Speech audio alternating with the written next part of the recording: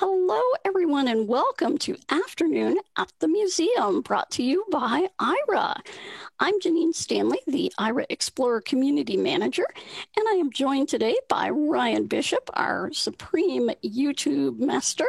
Hi, Ryan. Hello, everyone. Well, Supreme YouTube Master. I want that title now. That's yeah, great. We'll see you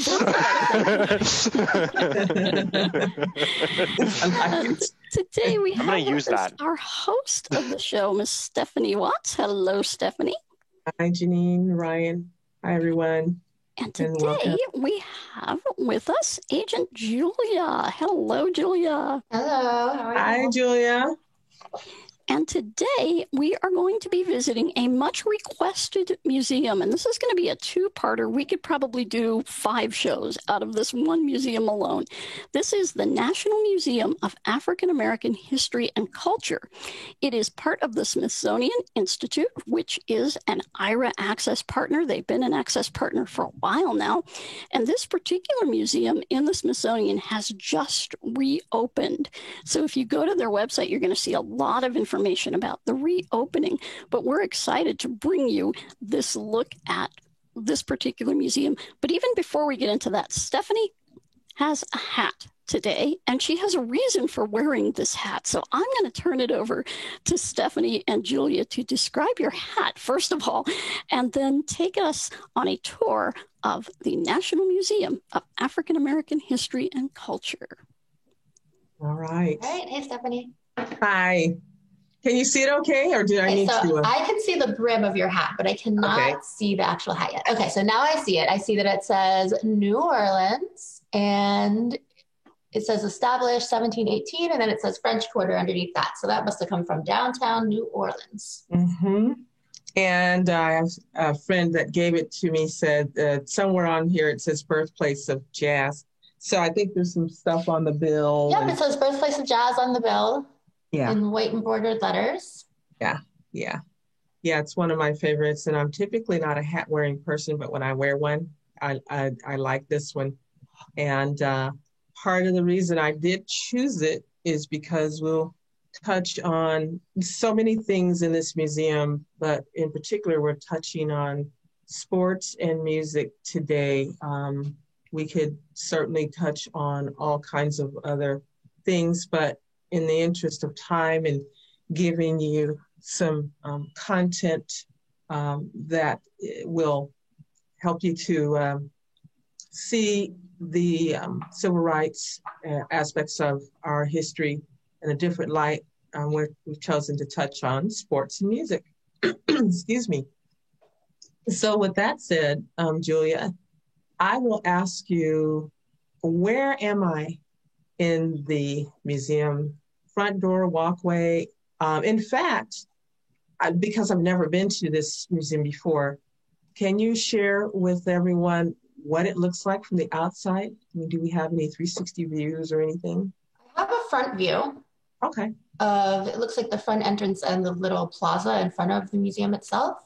Mm-hmm. This museum is located at 1400 Constitution Ave in Northwest DC, and it is a 3-story building. The bottom floor is surrounded by glass doors and panels all the way around. Mm. And then the 3 floors are each shaped. If you imagined sort of a wicker basket and 3 baskets that can nest inside each other and stack, it looks a little bit like that. The sides of each floor taper out, and then the one above tapers out in a slightly smaller size. So it looks like a stacked heap of little baskets, and the lattice work on the outside looks like it's made of some sort of like bronze or copper colored metal, and it's very ornate and detailed, so it looks almost like the building is woven of metal. Wow, that's beautiful. And a big grassy lawn. Go ahead. Yeah, I think it opened in just as President Obama was ending his second term in 2016. Is that? I'm just trying to recall when this one opened. Let me see. I don't actually see anything about that detail on their homepage here. It says there is an about section. It says the National Museum of African American History and Culture is a place where all Americans can learn about the richness and diversity of the African American experience, what it means to their lives, and how it helped us shape this nation. Mm-hmm. Okay. Well, very good. Shall we go inside? Absolutely. So there's a few different ways we could start here. There is an explore section where you can look at what they call collection stories. And there's a whole list of different stories here, some of which will fall into the sports and music sort of categories of African American history. Do you want me to give you sort of a roundup of some of those things or I see, and you can tell me where you'd like to start? Yeah. Okay, so I see something about Carl Lewis. I see something about Muhammad Ali. There's a collection story called A Life Well Sung, which is, I'm not actually sure who it is just on site, but it's a young Black woman. It looks like in the probably 50s or even earlier, perhaps, standing at a microphone. Mm-hmm. There's a story that's called Harmonious Mixes, which looks like it's about a band. And then I know you want to do that one next time. So that's what I'm seeing just on this collections page. Okay. That is sports and music relevant. Okay. And just start at the top or? Well, yes. And I would say, as I've perhaps shared, if some of the viewers today or listeners have been with us in the past, I would share again that this is the beauty of being able to explore museums virtually or in person, if you're able to do that, and or when we're able to do that, using the Aira agent to literally look around, explore the information so that you can pick where you want to start. It's so much more enjoyable, frankly, to be able to walk into the museums and say, hey, what's here, what's there? Just as Julia pointed out, the collections page, and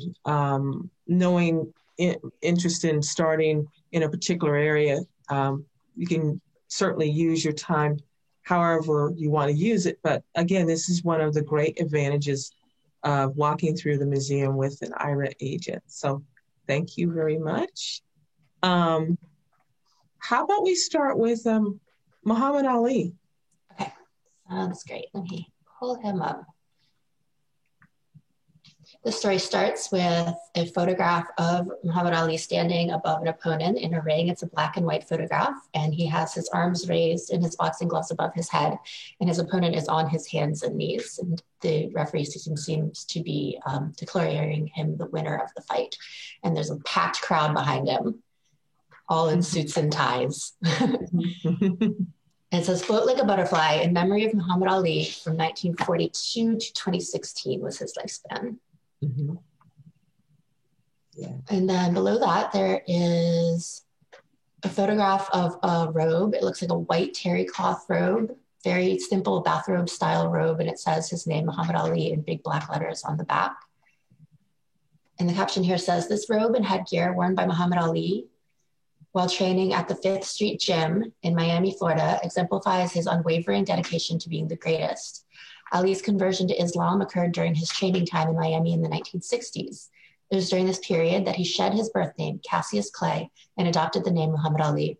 This terry cloth robe with Ali's name sewn on the back in large black letters both reveals and conceals the fighter's identity and prowess. Mm-hmm. Yeah. Growing up, I'm sorry. Go ahead. No, go ahead. I was going to say, growing up, one of my earliest memories was of him in, I think it was 1968, winning the Olympics, boxing title in the 68 Olympics, if I'm not mistaken. That's when that was. Mm-hmm. And just having him as a hero in our home, being able to identify with someone that was on that big stage of life as a young child was extremely, I think, gratifying in some very turbulent times. Mm-hmm. So, yeah. He's a legend. So we've got the robe and other things? Yeah, it goes on to continue in this caption here. It says, while at the pinnacle of his career, Ali was drafted into the military but refused to report for duty because of his consciousness as a Muslim minister and his own personal convictions. Ali was a person who practiced at not being at being great, not only while wearing training gear, but also while striving for greatness and living a life dedicated to making his world better. Outspoken and often criticized for what many saw as divisive language, Ali remained true to his principles throughout his life. His legacy continues to inspire everyone from athletes to school children to find their own greatness. His training headgear is a reminder that being great at something doesn't come without practice, perseverance, and willpower. And here there is a photograph of their exhibit of his boxing headgear. And it is a leather Everlast headgear. You can see that it has scratches and scuffs on it from practicing and fighting. And the Everlast label that's sewn onto the center of the forehead part is even busted down the seam. So between the R and the L of Everlast, that label is falling apart. Mm-hmm. And it's just a, leather headgear with big round circle parts that go over the temple and ear area to protect the sides of his head. So the face is exposed then, the eyes, nose, mouth. Yeah, it looks like the mask comes down sort of into the under eye area, where your cheekbones would be. But other than that, the whole bottom half of his face and his eyes would have been exposed. Okay. I never knew that. I never knew that's what the headgear looked like. And I can actually see on this, there's a handwritten inscription that somebody wrote. It looks like it doesn't look like it says Muhammad. It says something Ali, 1973. I'm not sure what the first word is, but so he had actually written his name on it way back then, it looks like. And then at the bottom of this page is a quote from Muhammad Ali. It says, "I'm always going to be one black guy who got big under white televisions and 100% stayed with representing my people. That was my purpose, and I'm showing the world that you can be here and still free and stay yourself and get respect from the world." Boy, that's a fitting quote for the times. Very fitting. So that's the end of that page. But at the bottom of the page, there's a big red banner that says, "Discover objects relating to Muhammad Ali in the collection." You want me to keep pursuing this topic? Yes. Okay, let's see what else we have here. All right, it's thinking. Oh, cool. So there's a whole lot of things. The first is, it says Black Muslim leader Malcolm X photographing Cassius Clay. And it's a photograph by Bob Gomel, who was an American born in 1933. The photograph itself is from 1964. It's a silver and photographic gelatin on photographic paper. And it looks like it's about 17 by 22 inches, this photo. And then you can click through to view it. So let me get it pulled up larger if possible.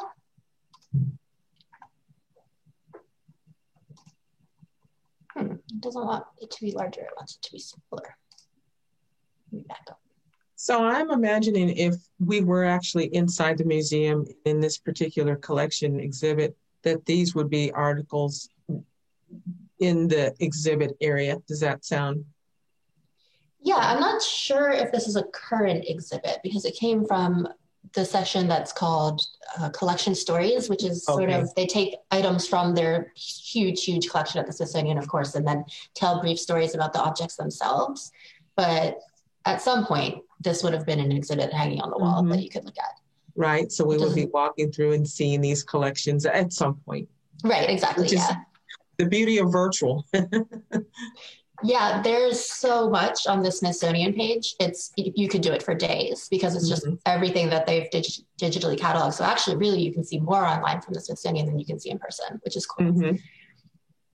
So the photograph is, you can see Muhammad Ali, who I guess was still Cassius Clay at the time in 1964, sitting at a counter. It looks like a diner counter. And he has another African-American man in glasses sitting beside him smiling, and a crowd of men around him, and they're all wearing suits. And Ali himself is wearing a black suit with a black bow tie and sitting at the counter smiling at Malcolm X, who's standing behind the counter with a camera up to his face, photographing Muhammad Ali. Very good. The next one in this collection, or in this topic, is something that says Black Steel, Joe Frazier and Muhammad Ali, which is a book by Gwendolyn Brooks, who is an American who lived 1917 to 2000. It was published by Broadside Press in 1971. And so this one, it actually does say it's on view currently. Okay. In community on the 3rd floor. So some of these things are currently on view. Mm-hmm. It's a yellow book with black print on it. It says Black Steel, and then it looks like it has some information about Joe Frazier and Muhammad Ali. I'm trying to figure out if any of these let you view them larger. I'd really like to be able to get into the detail. I'm having difficulty with it. Let's just move on from this book. It says, the next one says Training Boxing Gloves, used and signed by Cassius Clay. This is from 1960. Okay. Mm-hmm. And currently on view in community on the 3rd floor as well. And this is a pair of red leather boxing gloves that look like they have been put through a lot. They're all covered in wrinkles and black scuffs, and the laces are frayed at the ends and yellowed. I imagine they probably started out as white. And yeah. I was going to ask you what color they were, because again, you know, as a kid growing up and watching the boxing matches or having them on TV in our home as years went by, I never knew what color any of these things were. Mm-hmm. Yeah, these are sort of a maroon magenta color red with white trim and white laces that have been yellowed over fighting and time, I would imagine. Yeah. It looks like they also have in their collection a letter from Muhammad Ali to Khalila Camacho Ali. Okay. And that might be one of the children. This says, it's his then wife. It's from 1968. It says this is a letter written by Muhammad Ali to his wife, Khalila Camacho Ali. The letter is 2 pages in length and is written in cursive in blue ink on 2 sheets of partially torn, unlined white paper. The first page describes a night in Louisville, Kentucky, where he encountered a man selling the newspaper of the Nation of Islam, Muhammad Speaks. He noted that it was the first time he had heard of the paper. The second page continues from page 1 and goes on to say that the newspaper seller invited him to a meeting, and though he did not intend to go to the meeting, he did purchase a copy of Muhammad Speaks. The rest of page 2 describes a cartoon in the paper that depicted an enslaved person being punished for praying in Arabic and a white slave owner insisting that the enslaved person prays to Jesus. The back of both pages are blank. So that must be when he was introduced to Nation of Islam. Yeah. In 1968. Mm-hmm.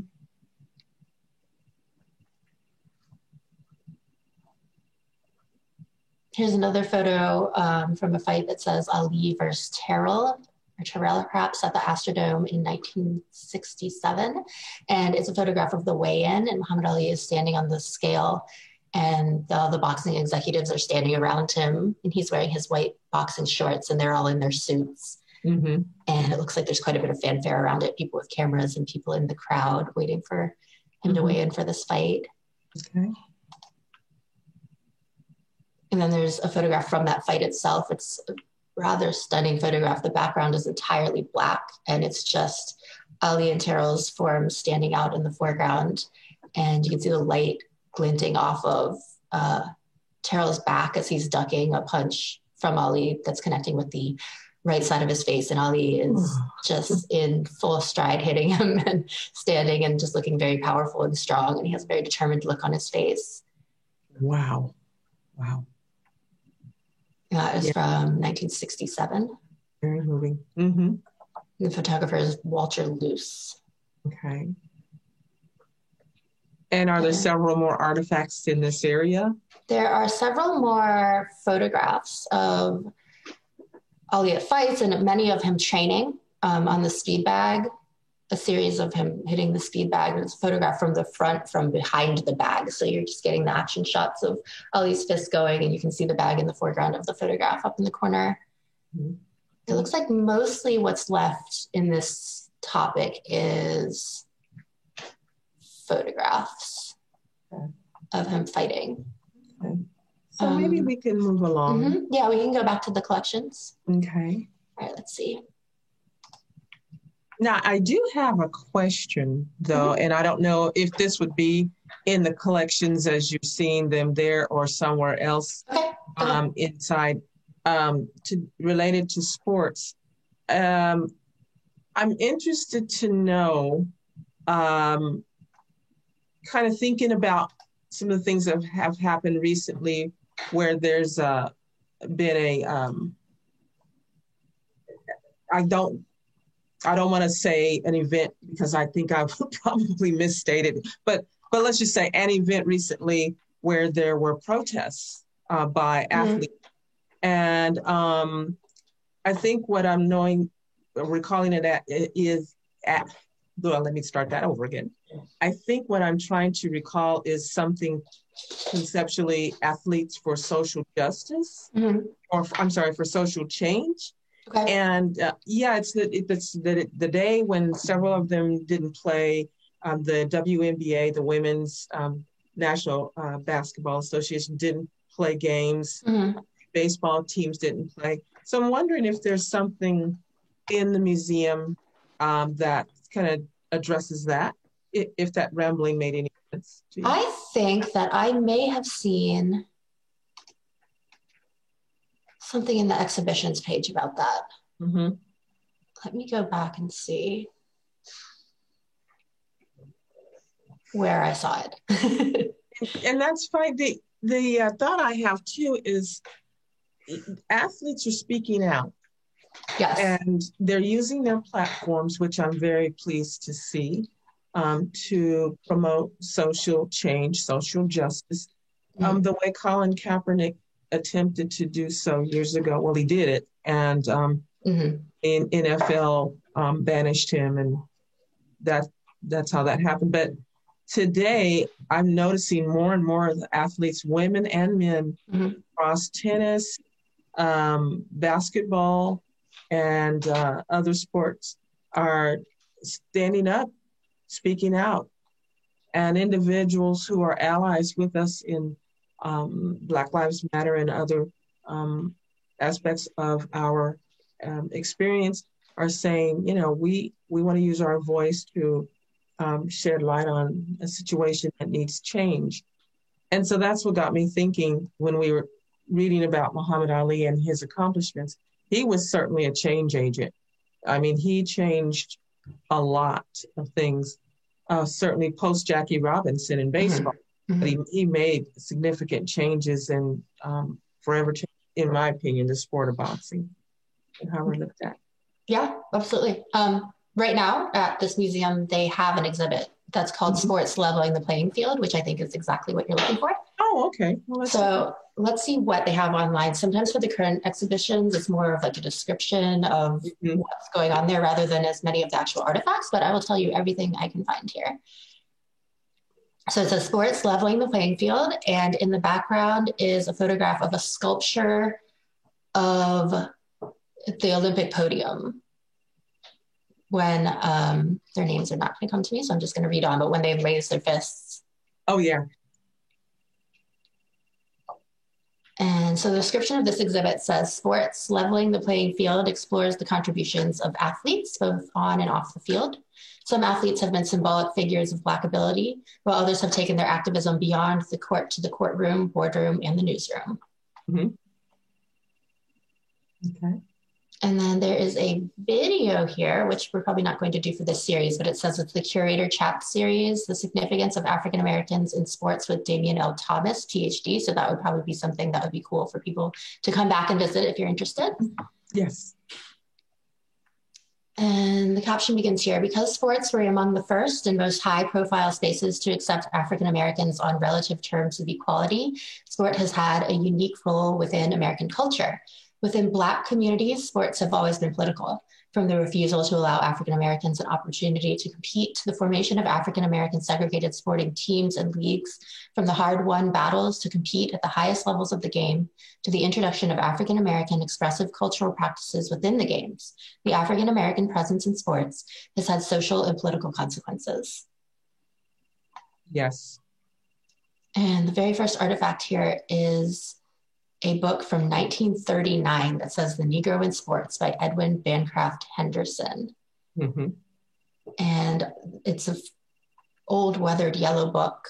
And on the cover it looks like cut out photographs, like literally took photographs and cut out around the people of different African-American people playing different sports. There's a football quarterback and someone jumping over a hurdle, but it's just the shape of the man hurtling. The hurdle itself isn't there. A runner and a boxer and someone playing, it looks like handball and diving.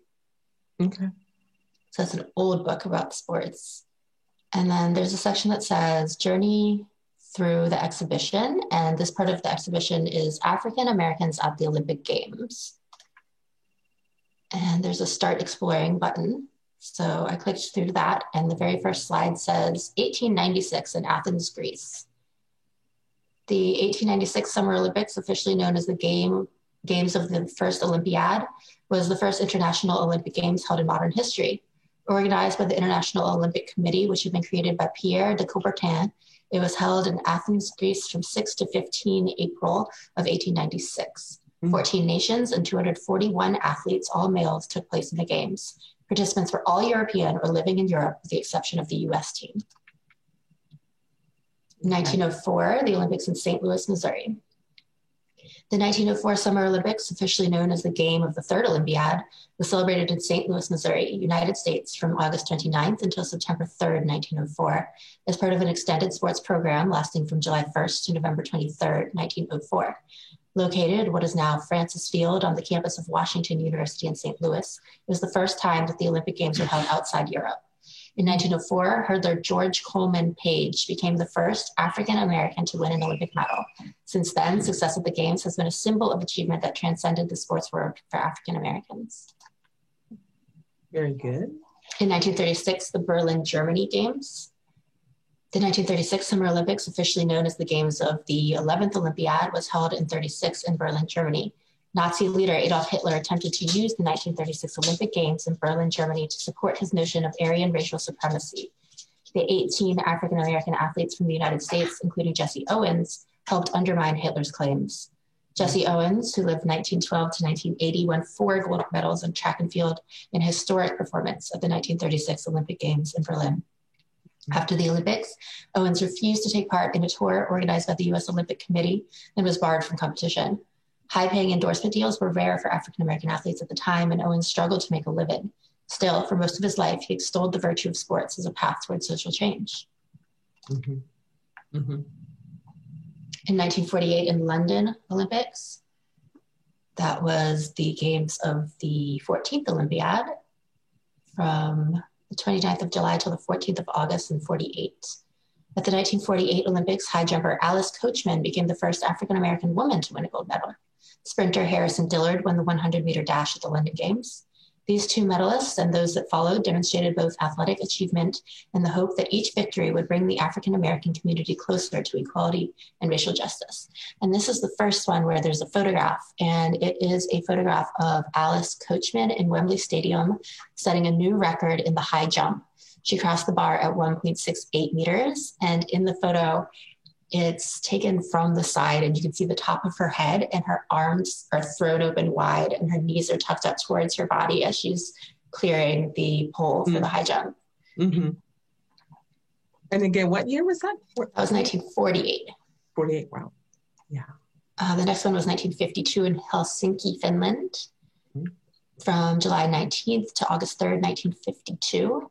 Harrison Dillard once again competed at the 52 Olympics in Helsinki, where he became the only man to win gold medals in sprinting and hurdling events. He won the 100-meter dash in London in 1948 and 110 meters in Helsinki. And I will just jump in and add, kind of alongside the Olympic accomplishments in 48 and 52, you had Jackie Robinson being the first African-American in the National Baseball League. So all of these things were happening concurrently, and people being able to speak out on social issues, as a voice that so many of the people at that time didn't have. And it was, I think, a good sign to have people, available to speak, because the other choice people could have made is, well, I'm an athlete, I'll stay silent, make the money. Although it wasn't a lot of money compared to today's standards, they took a lot of risks, and their risks had significant consequences for them probably, I mean, all the risks we take do have consequences, but, you know, we were still at a point where the Jim Crow the Jim Crow laws were still strongly in effect, and these people just could risk their lives and be killed. Yeah, absolutely. All right, let's see. We are in 1956 now in Melbourne, Australia. I'm going to start just giving the highlights because I don't want us to run out of all our time on the Olympics. So right. This one says the women's 4x100 meter relay team won a bronze medal at these Olympics. The team comprised of Isabel Daniels, May Fags, Margaret Matthews, and Wilma Rudolph, all attended Tennessee State University. The Tiger Bells, as the TSU track team were known, sent many representatives to the Olympics over the years. Mm-hmm. And then we're going back up to Italy here. In 1960, Wilma Rudolph won 3 gold medals and was proclaimed the fastest woman in the world. And boxer Cassius Clay, later known as Muhammad Ali, won a gold medal in boxing. Future United States flag bearer Raffer Johnson won a gold medal in the decathlon. In 1968, in Mexico City, Bob Beamon became the first man to surpass 29 feet in the long jump. Tommie Smith, John Carlos, and Australian Peter Norman staged one of the most iconic and important protests against racial discrimination. Shoeless, dressed in black stockings, each with a black glove on one hand, the Olympic medalists stretched the 2 black gloves high into the sky to symbolize power and unity. Smith wore a scarf that signified blackness, and the black socks stressed the poverty plaguing Black Americans. Their bowed heads represented their prayers for Black Americans. Yes.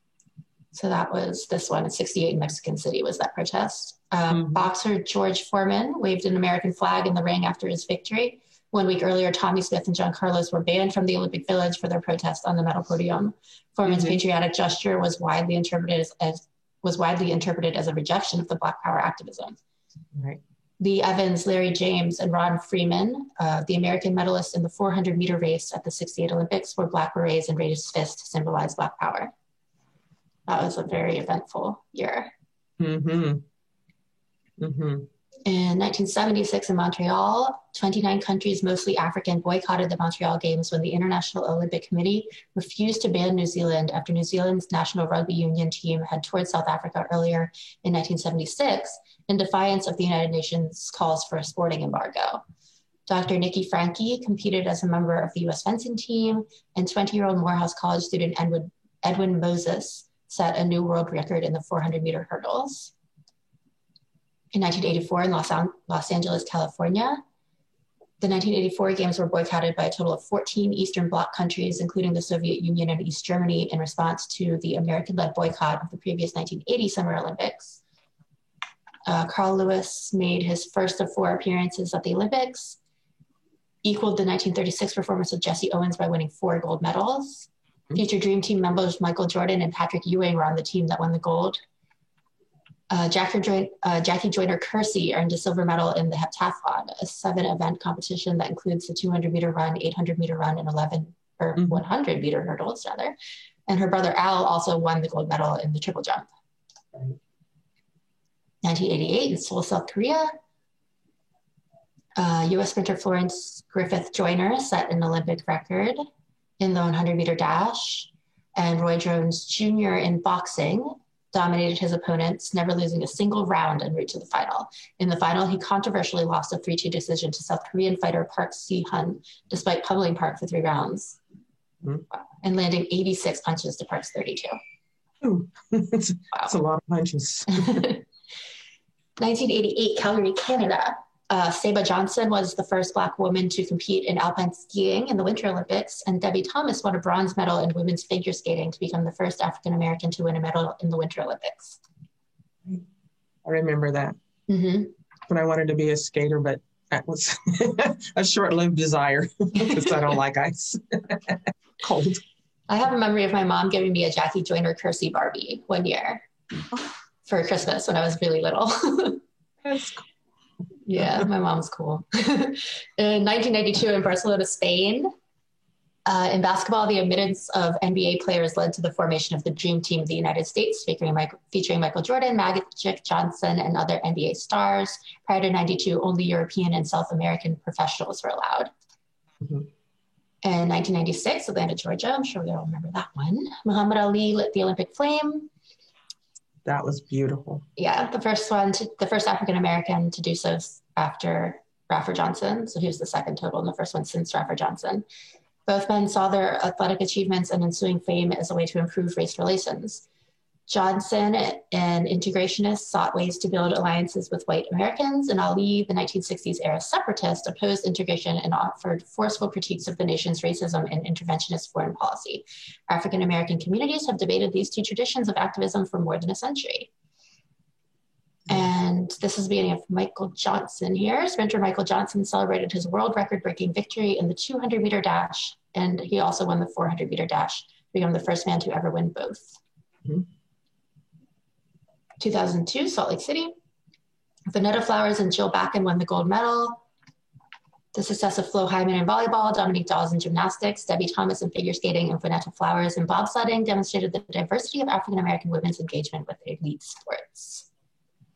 In 2012 in London, Gabby Douglas became the first African-American to win the gold medal in one of the most high-profile events, the women's individual all-around gymnastics competition. Yes, I remember that. I remember that as well. And that's it for the Olympic part of this exhibit here. I will share with you that I learned an interesting little factoid, and maybe you can research, find this particular baseball player. His name is Curt Floyd. I'm sorry, let me say that again. Curt Flood, and he played for the St. Louis Cardinals. Like K-U-R-T? It's actually C-U-R-T. Flood. Let's see if they have anything about him at the Smithsonian here. Mm-hmm. They have his jersey?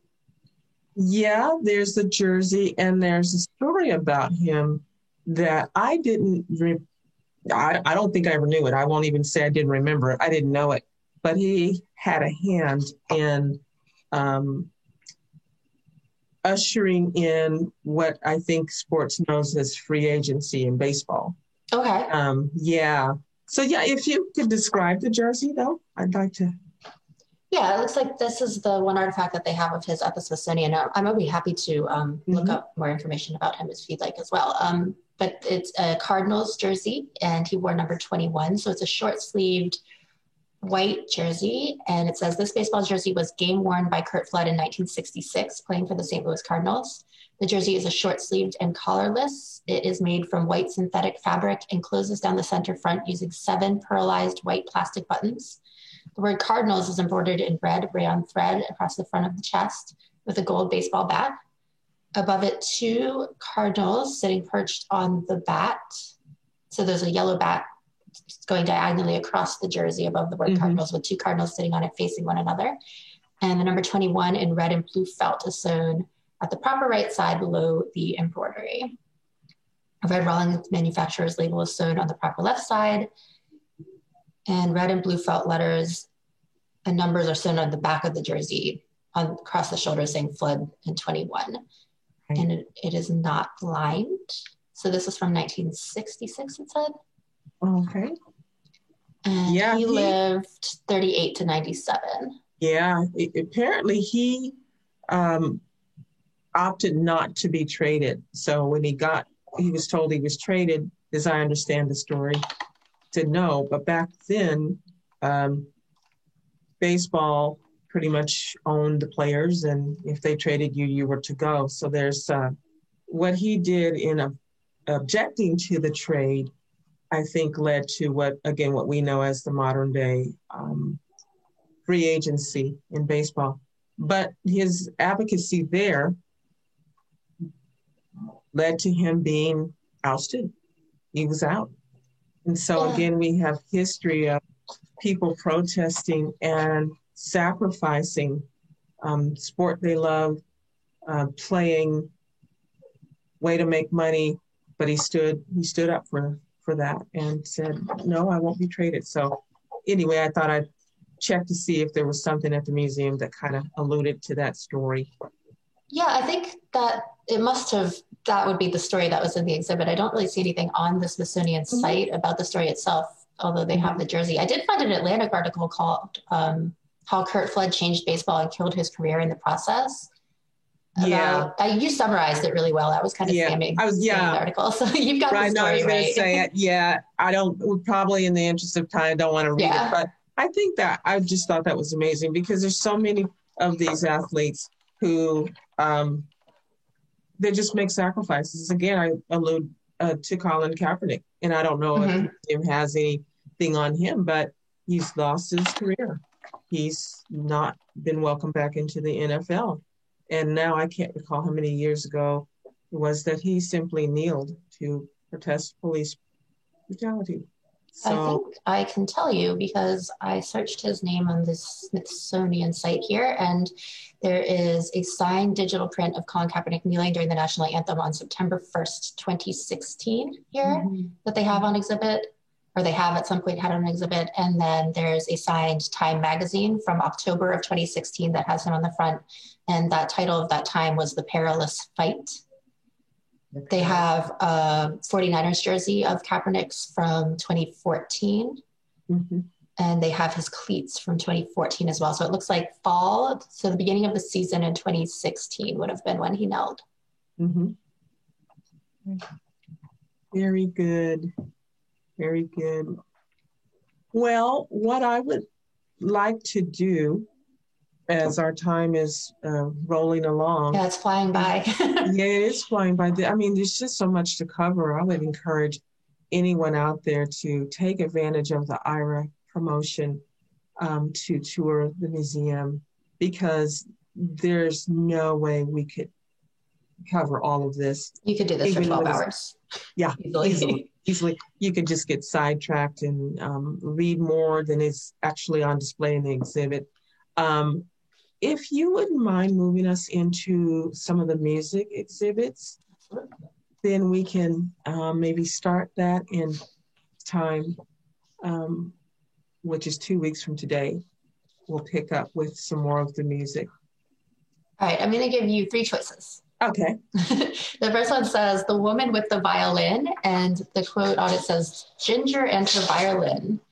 There's one that says A Life Well Sung, which looks like it's about an individual woman. And there's one called Harmonious Mixes that the photograph looks like a big band. Okay. I'm going to go with the violin because I never knew we were involved in that. I have never heard of this woman either. It's a photograph of a young Black woman in a big, beautiful yellow ball gown, and she's seated on the floor, and the gown is pulled around her, and she's holding a violin and smiling. And the title of this section is The Woman with the Violin, Ginger Smock and the Los Angeles Jazz Scene. Violinist Ginger Smock was a critical figure in the development of the Los Angeles jazz scene and a trailblazing leader for female musicians in the male-dominated music industry of the 1940s and 1950s. Her work helped to pave the way for future jazz violinists like India Cook and Regina Carter. And the photograph that I described is from 1954. It says, jazz violinist Emma Ginger Smock was born in Chicago in 1920. After her parents' untimely deaths left her orphaned at age 6, Smock moved to Los Angeles, where she was raised by her aunt and uncle. She soon displayed precocious musical talent. Realizing their adopted daughter was a prodigy, Smock's aunt and uncle bought her a violin and arranged for her to receive private music lessons. Within a few years, the little Emma Smock could be seen performing around Los Angeles as a solo violinist. At age 10, she played the Hollywood Bowl and gave her first solo recital at Los Angeles' first AME church the following year. As a teenager, Smock played violin in prominent musical organizations, including the All-City Student Symphony and the Los Angeles Junior Philharmonic, of which she was the only African-American member. Smock spent the early 1940s performing light concert music before becoming a protege of veteran jazz violinist Stuff Smith in 1943. Smock had already begun experimenting with improvisation and was an admirer of jazz violinists like Stefan Grappelli and Joe Venuti. It was Smith, however, who launched her career when he arranged for her first professional job as a jazz musician. By the time she was 23, Smock was playing jazz around Southern California with an all-female trio called the Sepia Tones, and she would go on to become a prominent figure in the Los Angeles jazz scene in the years following World War II. They have on display here a violin owned by Ginger Smock from It was built in 1849 by Ferdinand August Homolka, and it is a dark brown wood violin. It looks to be in very good condition still. I don't really see any damage or anything like that. And it's got a nice shine to it. And then there's a bow accompanying it as well. And how many strings do they have? Violins have 4 strings, and they attach at the top to pegs like a guitar would, where you can tighten or loosen them to tune. And then the 4 strings go down the neck and over a bridge and then connect at the bottom. And there's a chin rest on the bottom part as well, a plastic chin rest. Okay. Or it's probably wooden on this one because it's from 1849. Hey, right. Exactly. And here's a little bit of information about LA's black jazz scene. It says on Central Avenue, where Spock often played, it had an important influence on jazz history. Jazz had arrived in Los Angeles by 1908 when New Orleans bassist Bill Johnson led a band in Central Avenue Bar. The city's fledgling jazz community continued to grow as more Black musicians from New Orleans arrived during and after World War I, when many Black musicians joined the first wave of the Great Migration. Influential pianist and composer Ferdinand Jelly Roll Morton was the most famous New Orleans transplant to work on Central Avenue in these early years. By the 1930s, Central Avenue was the center of a booming Black music scene that attracted iconic performers like Duke Ellington, Louis Armstrong, and Nat King Cole. Drawing the attention of jazz fans nationwide, celebrated local musicians included alto saxophonist Marshall Royal, trombonist Britt Woodman, and percussionist Lionel Hampton were figures of the Avenue's busy nightlife during the 30s and 40s, helped establish Los Angeles' reputation as an important incubator of jazz talent. Central Avenue's influence on the national jazz landscape continued into the post-war decades.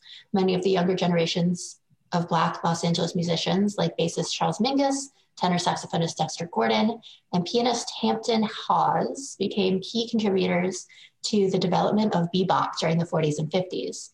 The informal center of the Black music scene was the Musicians Union, Local 767, where Black musicians rehearsed and congregated. With 330 members, it was the second largest Black chapter of the American Federation of Musicians, surpassed only by the Chicago chapter. Oh, okay. There are 3 photographs here of the Los Angeles jazz scene. The first is Sarah Vaughan, Louis Armstrong, Billie Holiday, and David Howard at the Club Oasis in Los Angeles in the 1950s.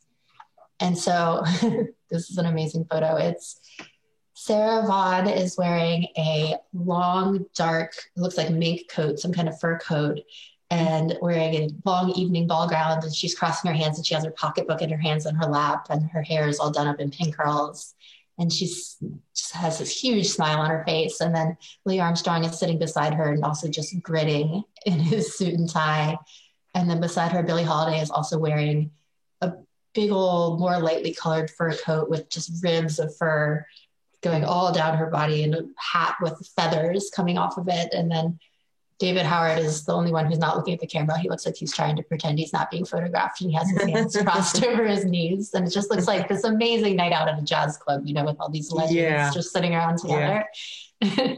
And the next photo is Dexter Gordon. It's from 1977. And it's a photograph of Dexter Gordon playing, it looks like a tenor sax, a medium-sized sax into a microphone on stage. And you can tell he's just blowing his heart out from the look on his face. And can you describe the saxophone? Yeah, absolutely.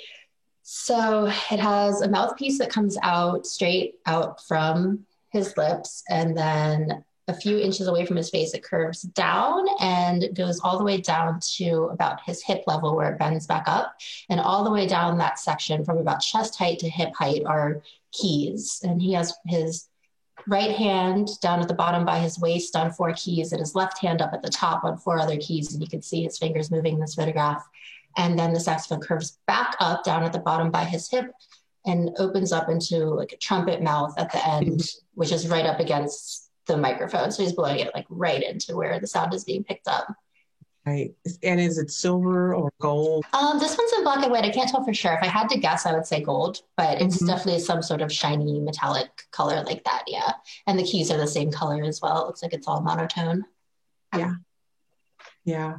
I was thinking, just to go back a moment to the picture of Sarah Vaughan and Billie Holiday sitting at the table there with the guys.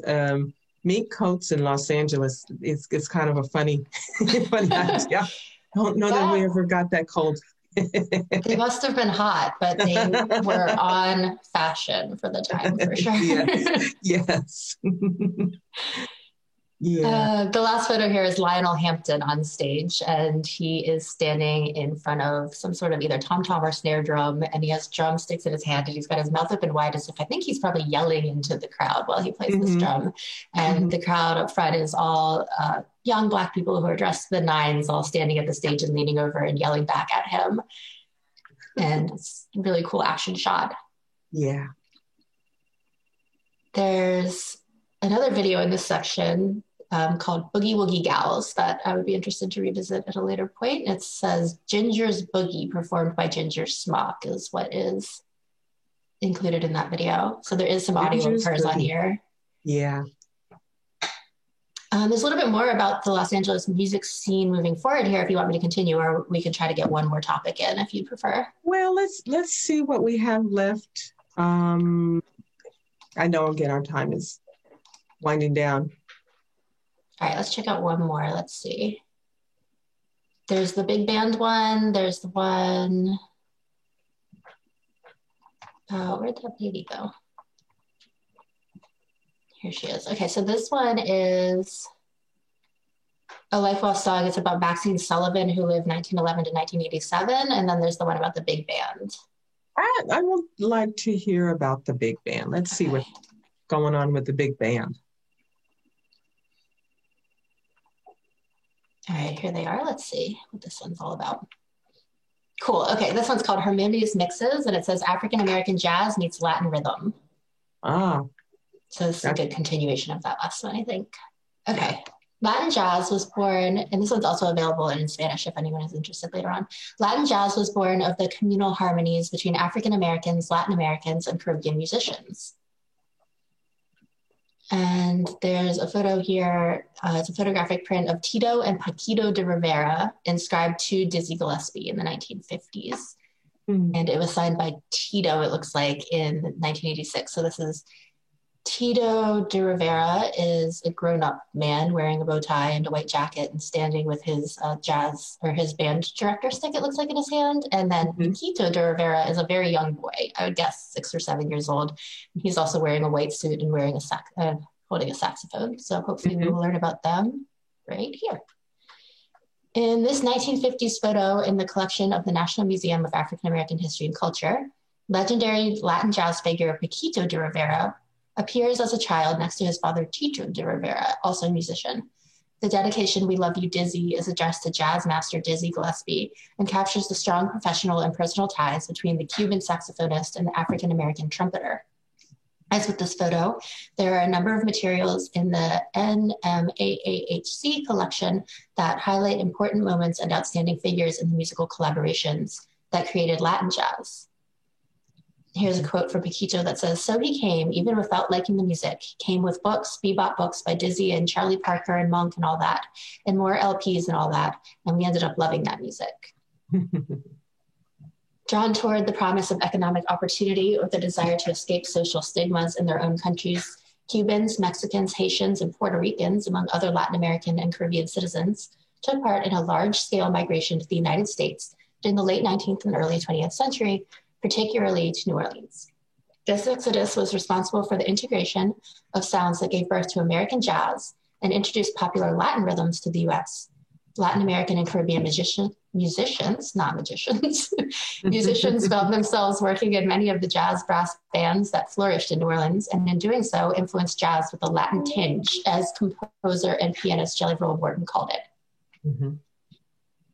During World War I, the regimental band of the 369th Infantry Regiment, my goodness, 369th Infantry Regiment, the Harlem Hellfighters, brought jazz to Europe. In 1917, the same year that the Jones Act transformed all Puerto Ricans into U.S. citizens, the band's director, James Reese Europe, began recruiting musicians from the islands. In 1918, black and white photograph in NMAAHC's collection depicts the brass band performing at an American Red Cross hospital in Paris, France. Noble Sissel, an African-American jazz lyricist, vocalist, and composer, was a prominent member of this ensemble. After the war, Sissel hired Puerto Rican musicians for his band, while others worked as sidemen at jazz orchestras. These interactions resulted in musicians sharing their particular regional rhythms with each other and set the stage for the future fusion of jazz and Latin musical styles. Yeah. There's a photograph here of that infantry band practicing outside of, looks like army tents, like temporary tents that they set up with like frames and canvas tents over them with plastic windows, and they're seated around the director just in a big semicircle doing an orchestra practice out in the middle of a field.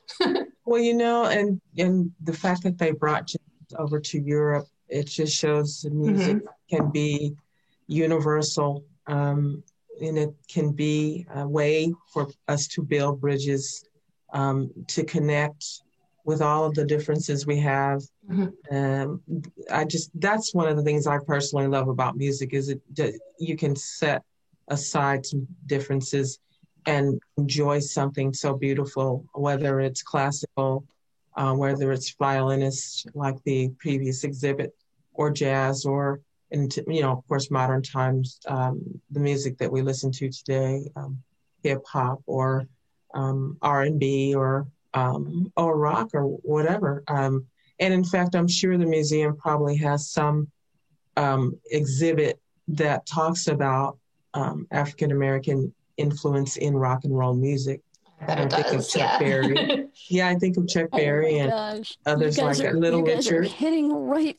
The bell has rung. What a great way to go out. I mean, I love the big bands, so I'm all into that. But wow.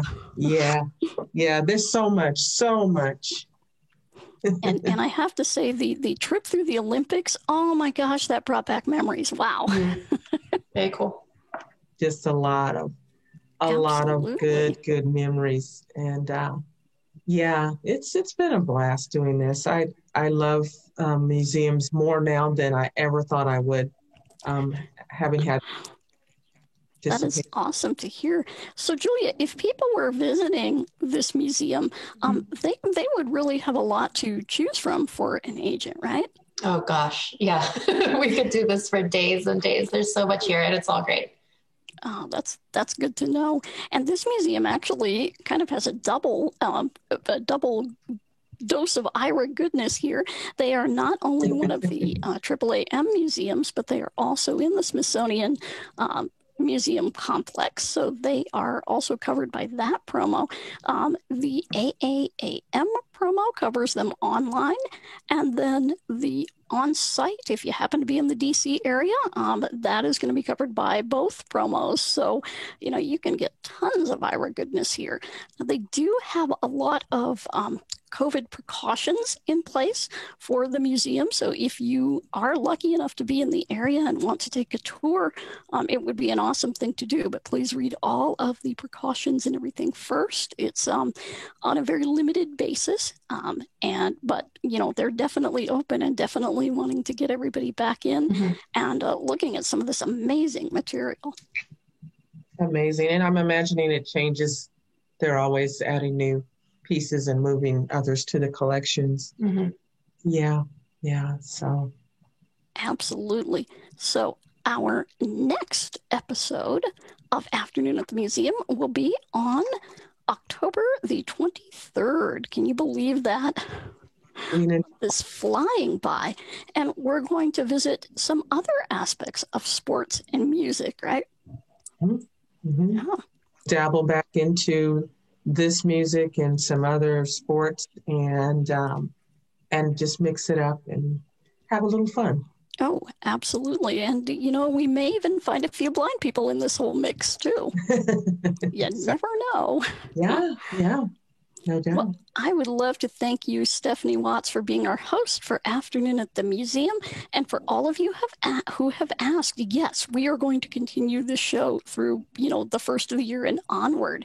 And we'll be looking at a number of museums. And we just made the decision that during February, which is Black History Month, we will be on weekly.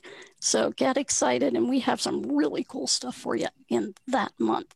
So thank you so much, Stephanie. And You're welcome. thank you to our world-class agent, Julia, for Yeah, providing the Julia. description. Pleasure as job. always.